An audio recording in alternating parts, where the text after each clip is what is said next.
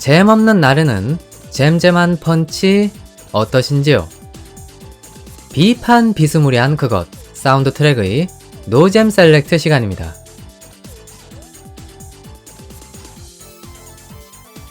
자, 대외적인 비판 여론을 탐구해보는 시간이 또 돌아왔네요. 자, 오늘의 구성은 좀 주목을 하셔야 될 것 같습니다.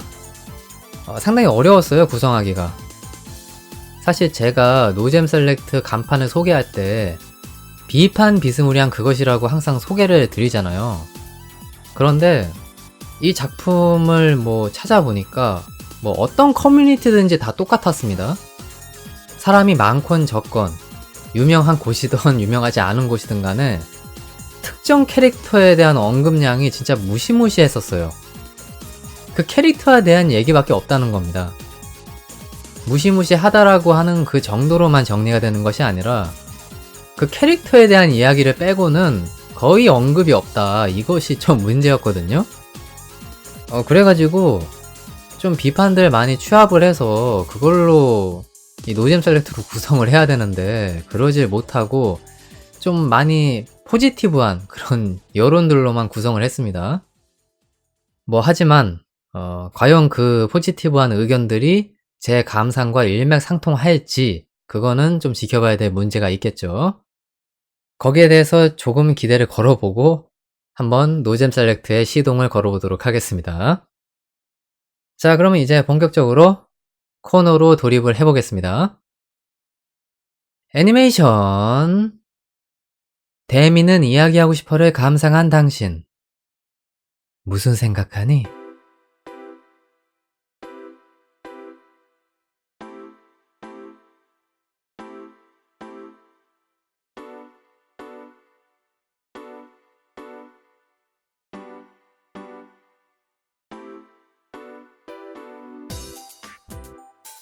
서큐버스, 서큐버스, 서큐버스!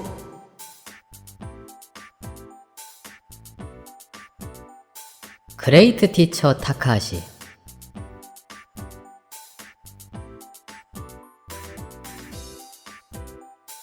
수업 자료, 가즈아.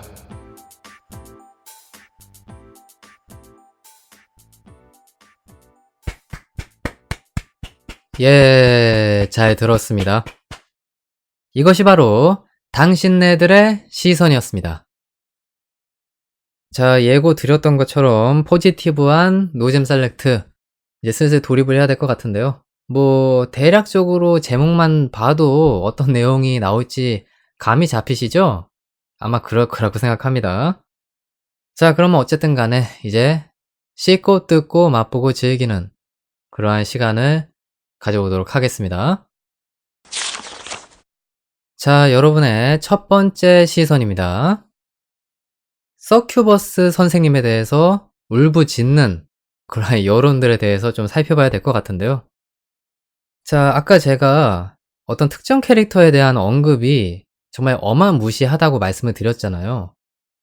아마 이 작품을 잘 아시는 분들이라면은 딱 캐치가 되셨을 텐데, 그렇죠. 사케 선생님밖에 없죠. 이 캐릭터에 대한 평가 내지는 언급이 해당 작품의 대다수를 차지한다. 이렇게 말씀을 드릴 수가 있겠습니다. 그냥 주류 여론이 그래요. 어쨌든 이왕 이거를 가져온 김에 그러면 이 캐릭터가 어째서 인기가 있느냐 이거를 좀 심층적으로 파고들어서 이야기해보는 그런 시간을 당연히 가져봐야 될 것 같아가지고 준비를 해봤습니다. 우선 이 캐릭터 서큐버스라고 하는 음마 특성을 가지고 있죠. 근데 작품을 보면 이 캐릭터의 특성이 자신이 추구하는 방향성이랑 180도 상반되기 때문에 오히려 모순적인 행동들을 많이 보인다는 걸 알 수가 있어요. 예를 들면 다른 사람들과의 접촉, 그 중에서도 남자들과의 접촉을 엄청나게 꺼리고 폐쇄성이 짙은 생활을 하는 그것이 오히려 좀 모순적인 부분이고 매력 포인트로 작용할 만한 요소이기도 하다라는 생각이 들었거든요. 자신의 특성을 부인하면서도 또 타카하시 선생님과 러브라인을 구축하고 싶어 하는 그러한 모습도 또 호감 요소로 비춰질 수 있는 그런 측면도 있고 말이죠. 그리고 그 점을 상징적으로 보여주는 게 저는 이 캐릭터의 복장, 트레이닝복이라고 생각을 하거든요. 노출성을 최대한 배제한 복장임과 동시에 사실은 뭐 이제 성적인 끌림이라는 거를 거의 느낄 수 없는 그런 대표적인 복장이기도 한데, 이상하게 이 캐릭터는 그런 복장임에도 불구하고 좀 뭔가 새끼가 느껴지긴 해요. 그리고 제작진도 왠지 모르게 저 캐릭터의 작화에 많이 신경을 쓰는 것 같은 그런 인상을 받기도 했습니다.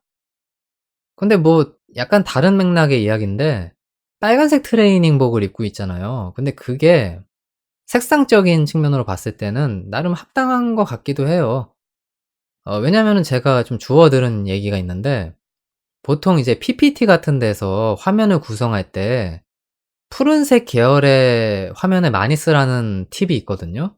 그러니까 그게 왜 그러냐면은, 붉은색 계열은 시각적으로 흥분을 불러일으킨다라고 해요. 근데 그게 물론 이제 성적인 측면의 흥분은 아니겠죠. 하지만 어쨌든 뭐 사람의 이렇게 흥분을 가미시키는 그러한 색상이라는 측면이 있어 가지고 보통 PPT에서는 푸른색 계열을 쓰는 걸 권장을 많이 합니다. 그러니까 그런 걸로 생각을 해 봤을 때 이 캐릭터의 트레이닝복이 빨간색으로 되어 있는 거는 약간 그런 거를 또 생각을 해서 '용의주도하게 넣은 것이 아닐까.'라는 생각을 할 수도 있는데, 뭐 그거는 그냥 저의 뭐 잡소리였습니다. 예, 실제 그런진 잘 모르겠고요. 어쨌든 다시 본론으로 넘어옵시다.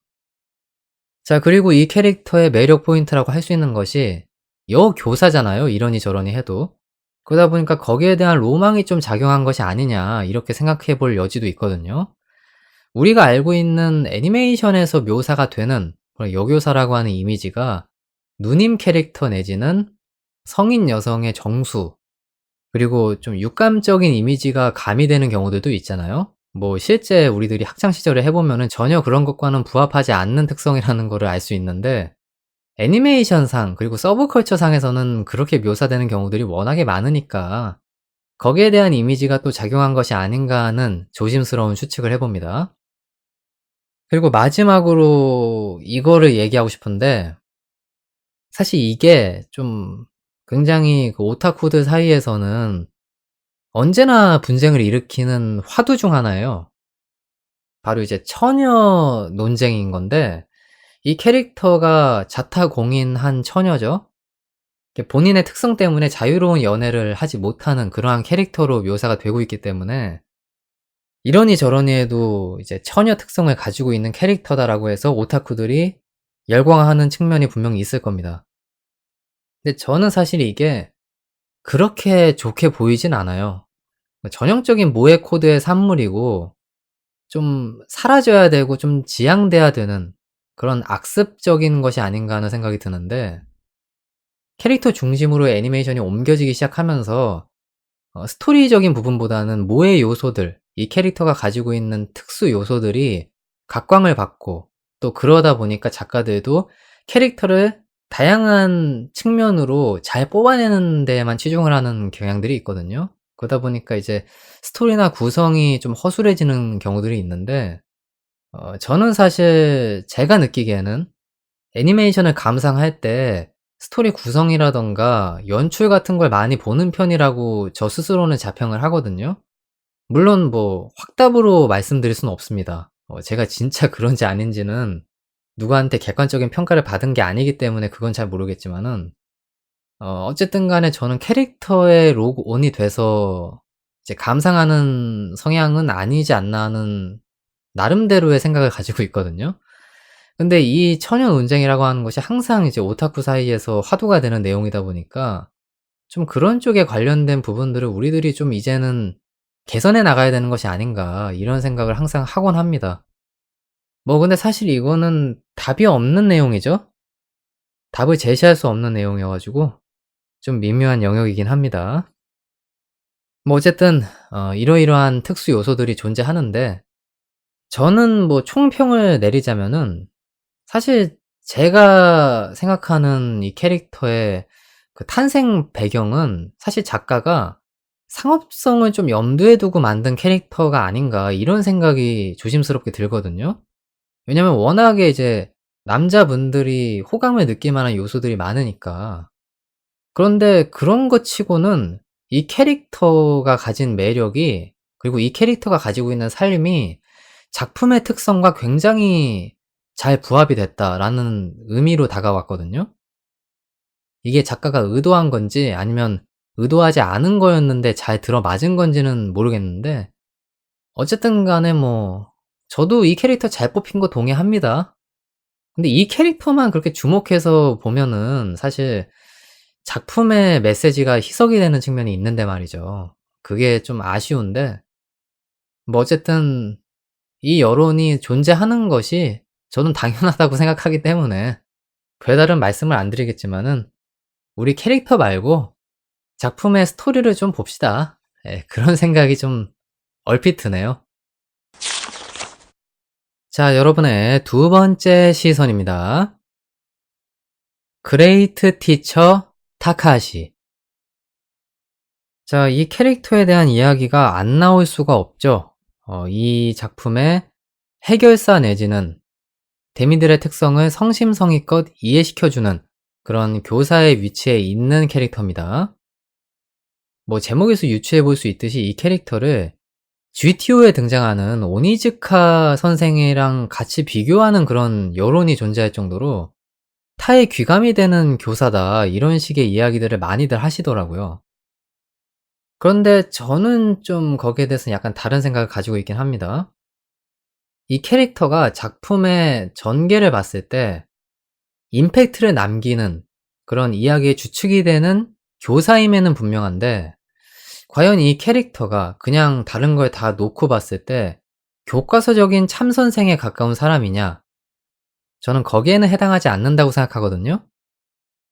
오히려 제가 이 캐릭터를 평가하는 맥락이 무엇이냐면요, 작품이 전개되면 전개될수록 후에 교정된 그런 교사 캐릭터에 더 가깝다, 이러한 입장을 가지고 있습니다. 그래서 거기에 대해서 좀 말씀을 드려보도록 할게요.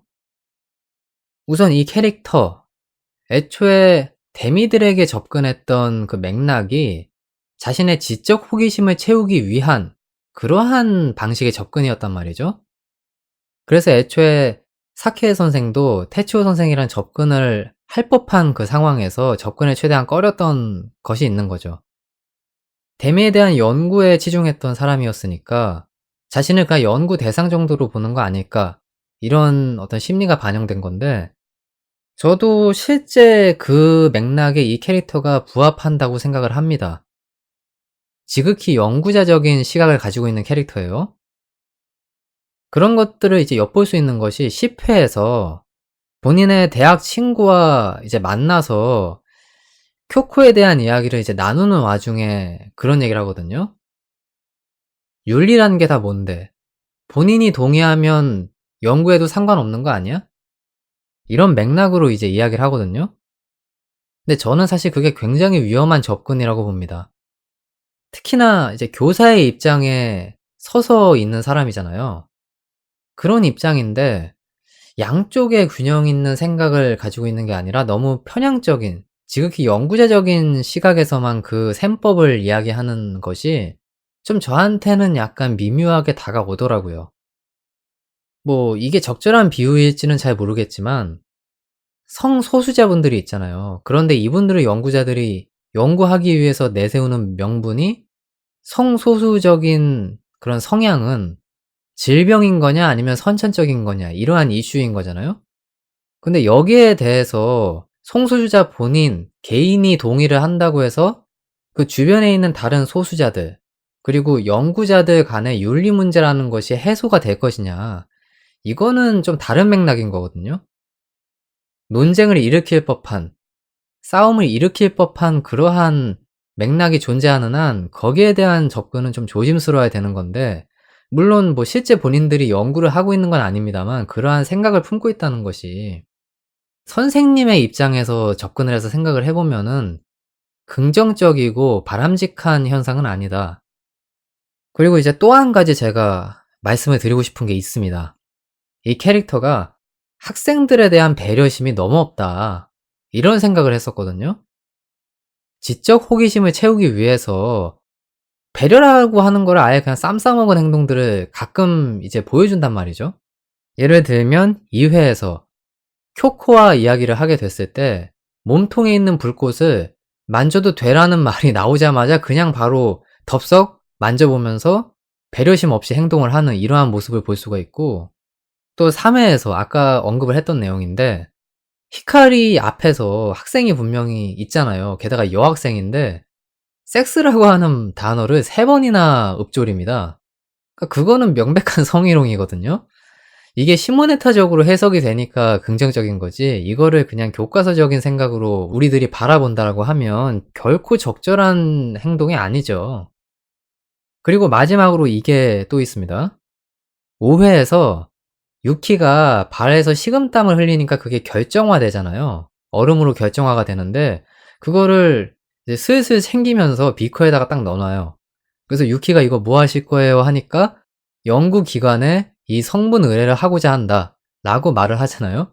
그래서 유키가 아주 그냥 뒤집어지는 상황이 생기는데, 이것도 어찌 되었든 간에 결정화된 신비한 땀의 그 일부, 이거를 생각하기 이전에 여학생의 땀인 거잖아요. 근데 이거를 그냥 본인의 동의도 없이 성분 분석을 하겠다고 비커에다가 챙기는 그 모습을 보면서 '야, 이거 선생님으로서 아무리 그래도 좀 저거는 아니지 않느냐.'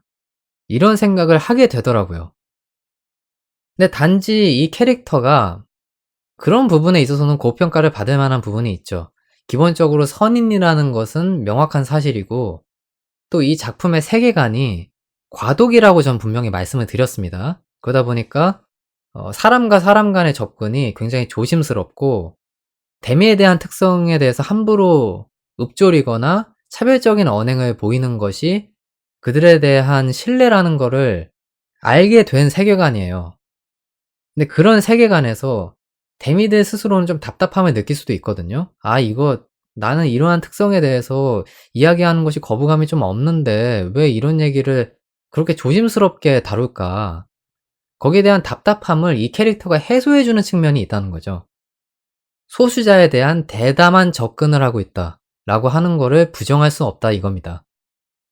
그래서 그러한 부분들이 데미들에게 호감을 보이는 요소로 작용을 하고 있고, 학생들과 학생들 간의 끈끈한 우정들을 과시하도록 만들어주는 그런 이음새 역할로 활약을 펼치고 있다는 걸 우리들이 부정할 수는 없거든요. 단지 과도기적인 세계관이니까 그 부분이 빛나 보이는 거지, 과도기를 넘거나 과도기 이전에 데미에 대한 어떤 취급 방식이 약간 달랐던 시대상에 이 캐릭터가 존재했다라고 하면 좀 많은 이야기들이 오고 갔을 법한 그런 캐릭터일 것이다. 저는 이런 생각이 듭니다. 혹시나 저와 다른 맥락을 가지고 계신 분이 계신다면 언제든지 댓글로 참여를 해주시기 바라겠습니다. 자, 그러면 두 번째 시선 여기서 마무리 지을게요. 자, 여러분의 마지막 시선입니다. 수업 자료 가자! 라고 하는 시선이었는데요. 자, 여기에 대해서 좀 이야기를 해봐야겠는데, 결론적인 건 이겁니다. 교육 애니메이션으로 이 작품이 가지는 포지션은 굉장히 적절하다라고 하는 그런 회심의 의견들인 건데요. 저도 일정 부분 동의하는 부분이 있고, 이 작품의 어떤 긍정적인 부분에 대해서 아까부터 계속 설파를 했습니다. 다만 우리들이 좀 생각을 해봐야 되는 것이, 이 작품은 시모네타가 상당히 많이 나온다고 전 분명히 말씀을 드렸거든요. 근데 이거를 학생들에게 교육 애니메이션으로 보여주는 것이 적절할 것이냐는 문제는 조금 다른 맥락이죠. 물론 편집을 거쳐서 보여주는 건 상관없을 겁니다. 저 같은 경우도 학창 시절 때를 생각해 보면 이제 교사분들께서 상업적인 영상물의 일부분을 편집을 거쳐서 알짜배기만 보여주는 식으로 그렇게 수업 자료로 활용하는 걸 많이 접했었거든요. 근데 이 작품도 그렇게 접근해서 이해할 수 있는 요소들이 많지 않을까 하는 생각이 듭니다. 근데 저는 사실 교육 애니메이션으로 사용할 수 있는 아주 대표적인 작품이라고 생각하는 것이 다른 애니메이션 이야기인데, 일하는 세포가 참 좋더라고요. 최근에 이제 더빙까지 돼 가지고 굉장히 재미있게 다 봤는데 정말 참 좋더라고요. 세포의 어떤 역할을 굉장히 디테일하게 보여줌과 동시에 또 기본적으로 상업 작품이잖아요. 그래서 재미까지 보장이 되어 있는 그러한 작품이어서 보면서도 뭔가 이렇게 배우는 느낌도 들고 재미도 재미대로 잡고 그런 작품들이 좀 많이 나왔으면 좋겠다는 생각이 들더라고요.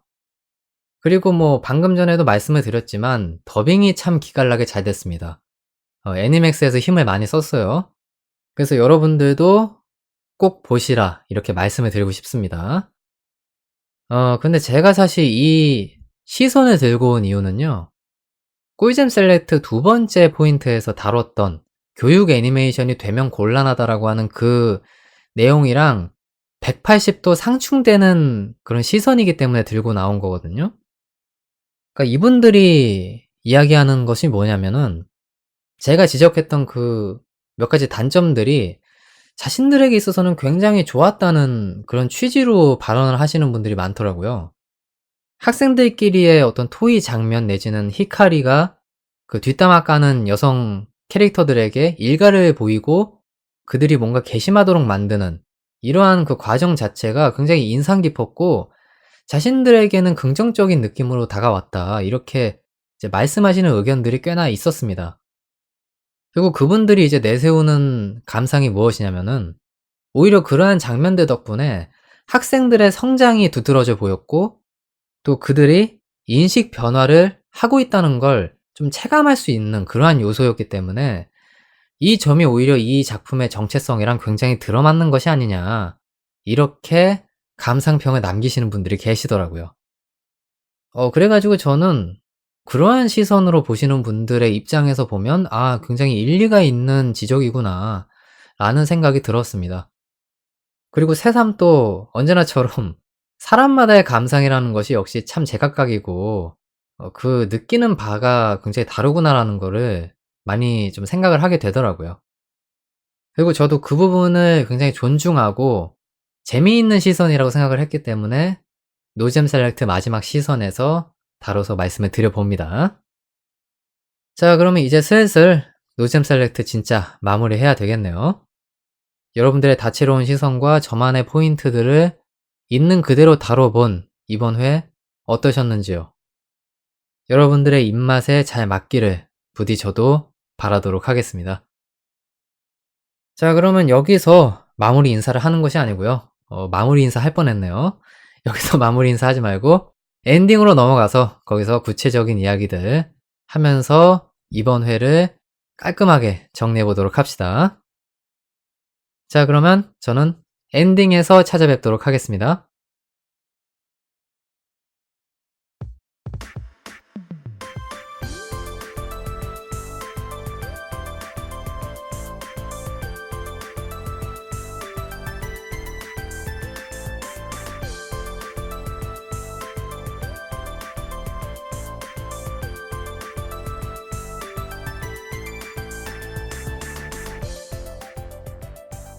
자 여러분 라디오 재미있게 잘 들으셨나요?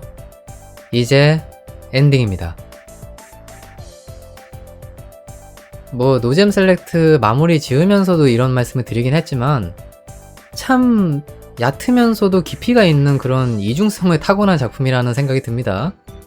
그래가지고 여러모로 감상이 즐거웠고 또 라디오 상에서 여러분들 찾아뵈면서 다양한 이야기들 하는 것도 즐거웠던 것 같네요.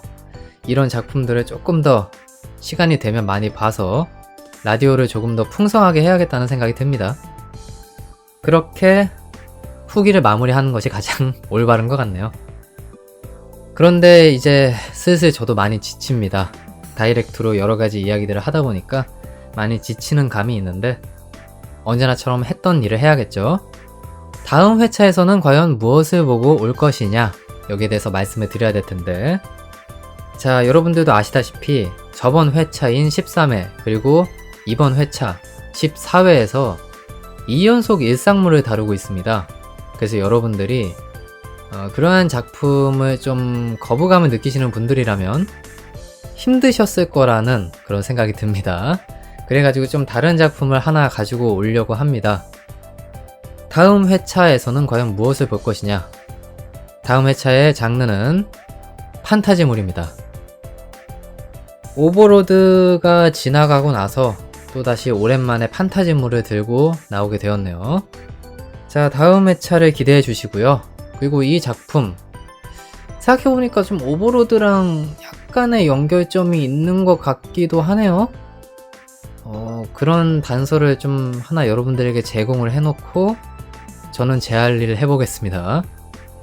그렇게 생각을 해주시면 어쨌든 감사하겠네요. 자, 그러면 진짜로 이제 마무리 지어보도록 하겠습니다.